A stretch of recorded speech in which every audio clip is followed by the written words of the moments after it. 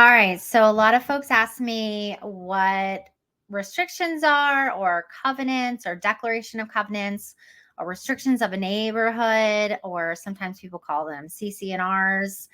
A lot of times you hear the word subdivision flying around, or HOA, homeowners association is what that stands for, flying around. Management companies, dues, all of these things can be really, really, really confusing at times for buyers and sellers. But what you need to know are that there are a lot of subdivision plats out there with neighborhoods, and it can be called a neighborhood and it can be called a subdivision and it can be platted out, but it doesn't mean automatically that there are restrictions on the neighborhood, or covenants, or declaration of covenants of restrictions. And it also doesn't mean that it's automatically in an HOA. Okay. So that first thing is, there are neighborhoods that are subdivided and platted out and called a neighborhood, but there are no restrictions and no management in place if there were restrictions to do anything. Then the next thing is, there are neighborhoods that are platted out in a subdivision with restrictions that are actually recorded at the Register of Deeds office in the county where that property is located, but there is no HOA or management company there in order to enforce those restrictions. Now, a neighbor could use the restrictions to enforce on another neighbor, but it would be up to them to get legal representation to do so. Okay.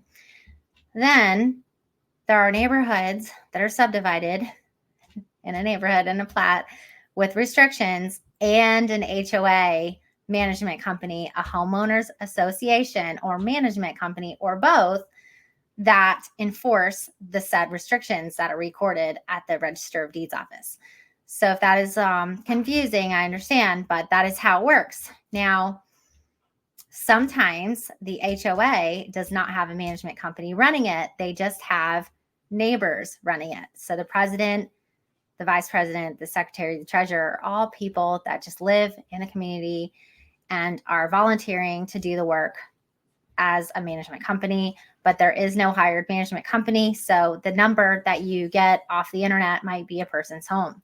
So, and those are all the types of HOA companies, management, styles, different things of ways of getting a contact.